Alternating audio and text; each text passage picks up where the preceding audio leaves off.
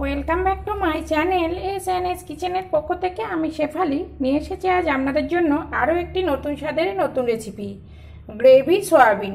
তো গ্রেভি সয়াবিনের জন্য এখানে নিয়েছি 80 গ্রাম সয়াবিন। আমি গরম জলে লবণ দিয়ে 20 মিনিট ভিজিয়ে রেখেছিলাম। আরও অন্য অন্য উপকরণও আছে। তো আমার আরও নিত্য নতুন রেসিপি পেতে আমার চ্যানেলটিকে সাবস্ক্রাইব করুন আর সাবস্ক্রাইব করে পাশে থাকুন, যাতে সবার প্রথমে আমার নোটিফিকেশন আপনার কাছে পৌঁছে যায় আর অতি সহজে আপনি আমার রেসিপি দেখে নিতে পারেন। দেখুন, এই যে সয়াবিনটা আমি 4 থেকে 5 বার জল পাল্টে পাল্টে এরকম চটকে চটকে ধুয়ে নেব। দেখুন, এইভাবে অন্তত 4 থেকে 5 বার জল পাল্টে ধুয়ে নেব। তো আমি সয়াবিনটা ধুয়ে নিয়ে ফিরে আসছি। দেখুন, সয়াবিনটা আমি 4 থেকে 5 বার জল চেপে ভালোভাবে ধুয়ে নিয়েছি। আর অন্যদিকে দেখুন, একটা কড়া বসিয়েছি আর কড়াটা গরম হয়ে এসেছে। এখানে দিয়ে দেব পরিমাণ মতো সরিষার তেল। এই রান্নাটা আমি সরিষার তেল দিয়েই করব।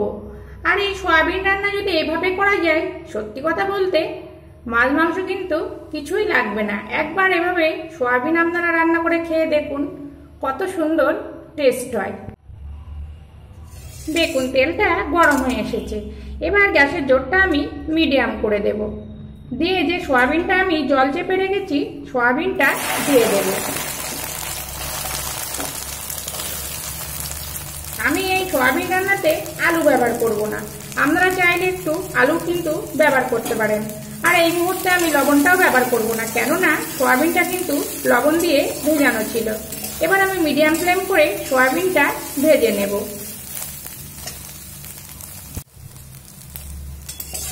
দেখুন, সয়াবিনটা কিন্তু আমি 4 থেকে 5 মিনিট মতো মিডিয়াম ফ্লেম করে ভেজে নিয়েছি।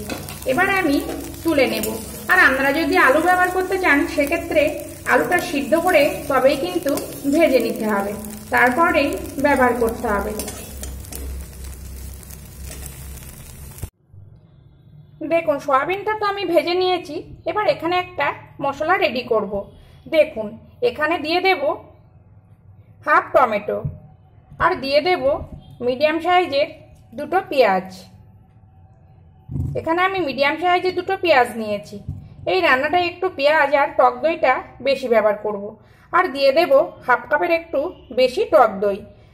আমার এই টক দইটা ফ্রেশ ছিল, তার জন্য আমি জলটা ঝরিয়ে নেইনি। আপনাদের কাছে যদি ফ্রেশ টক দই না থাকে, তাহলে অবশ্যই কিন্তু জলটা ছাঁকনিতে দিয়ে ঝরিয়ে নেবেন, তা নাহলে কিন্তু রান্নাটা খুবই টক হয়ে যাবে। তো মশলাটা করে নিয়ে ফিরে আসছি। দেখুন, এবার আমি একে একে ভাজা সয়াবিনের মধ্যে মশলাগুলো অ্যাড করে নেব। দেখুন, এখানে যে পেঁয়াজ, টক দই আর টমেটোর পেস্টটা আমি দিয়ে দেব। প্লিজ ভিডিও দেখার শুরুতেই একটা লাইক দিয়ে ভিডিওটি দেখা শুরু করুন। আপনার একটা লাইক আমাকে অনেক দূরে এগিয়ে নিয়ে যেতে সাহায্য করবে। দেখুন, দিয়ে দেব পরিমাণ মতো লবণ।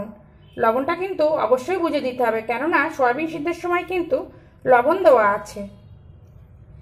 দিয়ে দেব হাফ টিস্পুন আদা বাটা আর দেব হাফ টিস্পুন রসুন বাটা। প্লিজ যারা আমাকে বন্ধু করবেন, অবশ্যই কমিউনিটিতে একটা লেটার দেবেন, তা না হলে বন্ধু খুঁজে পেতে খুবই সমস্যা হচ্ছে আর আমি ঠিকমতো তাদের ঘরে পৌঁছাতে পারছি না।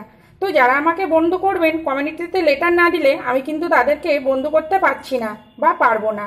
তো এখানে আদা রসুন পেস্ট দেওয়ার পরে দিয়ে দেব হাফ টিস্পুন লঙ্কার গুঁড়ো, হাফ টিস্পুন ধনের গুঁড়ো আর হাফ টিস্পুন জিরের গুঁড়ো। আর দিয়ে দেব বিরিয়ানি মশলা। এটা আমি বাড়িতে তৈরি করে রাখি। সাহা জিরে, সাহা মরিচ, জায়ফল, জয়িত্রী, গোটা গরম মশলা দিয়ে আমি বাড়িতে ভেজে একটা গুঁড়ো মশলা রেডি করে রাখি। দিয়ে খুব সুন্দর করে মেখে নেব। এটা মেখে আমি 20 মিনিট মতো রেস্টে রাখবো।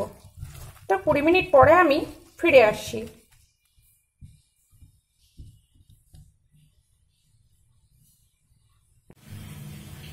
দেখুন, 20 মিনিট পরে আমি রান্নায় ফিরে এসেছি।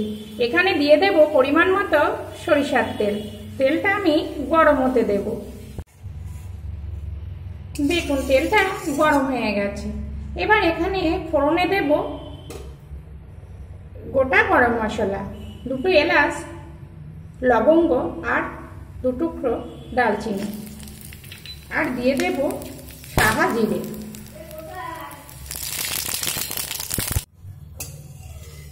দেখুন ফোড়নটা ভাজা হয়ে গেছে আর খুব সুন্দর একটা গন্ধ ছাড়ছে।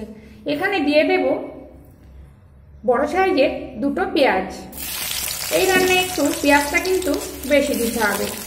তো আপনাদেরকে এখানে আরেকটা কথা বলি, এখানে আপনারা চাইলে একটু তেজপাতা, শুকনো লঙ্কাও কিন্তু ফোড়ন দিতে পারেন। তো এবার পেঁয়াজটা আমি ভাজা হতে দেব। দেখুন পেঁয়াজটা আমি হাফ ভাজা করে নিয়েছি। নিয়ে এখানে এবার দিয়ে দেব একটু চিনি। একটা টিপস, তেলের মধ্যে যদি চিনি দেওয়া যায় তাহলে কিন্তু কালারটা খুব সুন্দর আসে। আর দিয়ে দেব পরিমাণ মতো হলুদ, দিয়ে আরো সুন্দর করে পেঁয়াজটা ভেজে নেব। দেখুন পেঁয়াজটা ভাজা হয়ে গেছে। এবার এখানে দিয়ে দেব যে আগে থেকে আমি সয়াবিন ম্যারিনেট করে রেখেছি, সেই ম্যারিনেট করা সয়াবিন। এখানে কিন্তু এই মুহূর্তে আমি জলটা ব্যবহার করব না। আর এই সয়াবিন রান্নাটা হবে লো ফ্লেম করে। প্রথমে লো ফ্লেম করব, তারপরে মিডিয়াম ফ্লেমে রান্নাটা করে নেব। তো প্লিজ কেউ ভিডিওটি স্কিপ করে দেখবেন না। আপনারা 2 মিনিট দেখুন কি 3 মিনিট দেখুন, কিন্তু কেউ ভিডিও টেনে দেখবেন না। এতে যেমন আপনারও ক্ষতি হবে, তেমন কিন্তু আমারও চ্যানেলের ক্ষতি হবে। তো প্লিজ আবারও বলছি, কেউ ভিডিও টেনে টেনে দেখবেন না। দেখুন এবার চাপা দিয়ে দিয়ে রান্নাটা আমি হতে দেব। দেখুন 5 মিনিট আমি লো ফ্লেম করে রান্নাটা করে নিয়েছি। আর দেখুন তেল কিন্তু ছেড়ে দিয়েছে। এবার আর একটু জোর বাড়িয়ে দেব, মানে লো টু মিডিয়াম ফ্লেম করে দেব।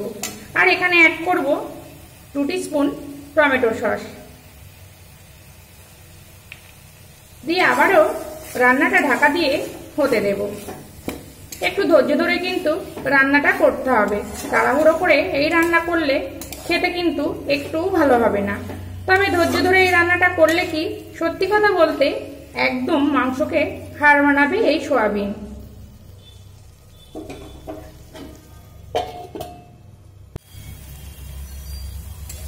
দেখুন সসটা দেওয়ার পরে আরো 3 মিনিট আমি কষিয়ে নিয়েছি।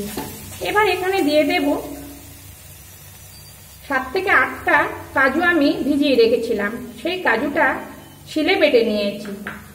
এই কাজু বাটাটা দিলে কিন্তু এই সয়াবিনের টেস্টটা আরো অনেকটাই বেড়ে যাবে।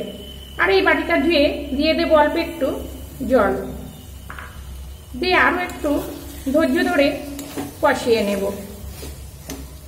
তবে কাজুটা দেওয়ার পরে সমানে কিন্তু এইভাবে নাড়তে থাকতে হবে, তা নাহলে কড়ার তলায় কিন্তু লেগে যেতে পারে।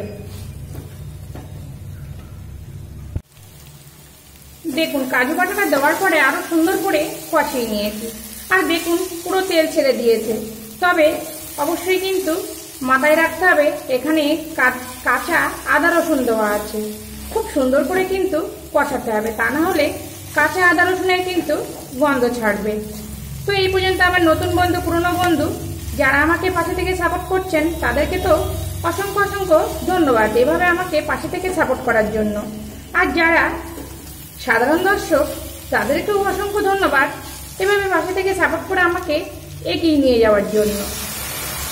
তো প্লিজ যারা সাধারণ দর্শক, ভিডিও দেখে অবশ্যই একটা কমেন্টস করে যান, তাহলে আমি বুঝতে পারবো আমার সাধারণ দর্শক কারা আমাকে ভালোবাসছে। তো এখানে দেখুন দিয়ে দিলাম গরম জল।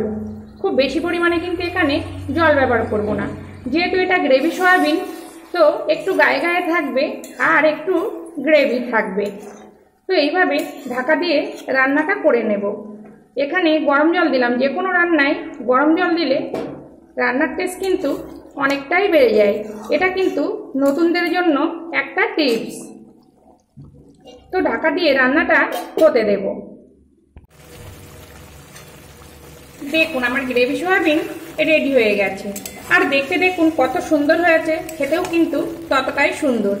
মাছ মাংস যখন আপনাদের খেতে ভালো লাগবে না, তখন এইভাবে একবার সয়াবিন রান্না করে খেয়ে দেখবেন, মনে হবে আপনাদের মুখে একটা অন্যরকম স্বাদ এসে গেছে। দেখুন আমার গ্রেভি সয়াবিন রেডি হয়ে গেছে। আর অফ ক্যামেরায় আমি একটু ঘি দিয়ে দিয়েছি। তো আপনাদের যখন মাছ মাংস খেতে ইচ্ছা হবে না, এভাবেই গ্রেভি সয়াবিন তৈরি করুন। আশা করছি খুবই ভালো লাগবে।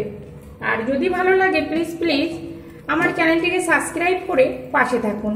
আর খুব ভালো লাগলে একটা লাইক আর সঙ্গে একটা শেয়ারও করে দিন। আর এই সয়াবিন আমি ভাতের সঙ্গে পরিবেশন করব। আপনারা চাইলে রুটি, পরোটা, নানের সঙ্গেও কিন্তু পরিবেশন করতে পারেন। আবার ফিরে আসবো নতুন কোনো রেসিপি নিয়ে। সবাই ভালো থাকবেন, সবাই সুস্থ থাকবেন।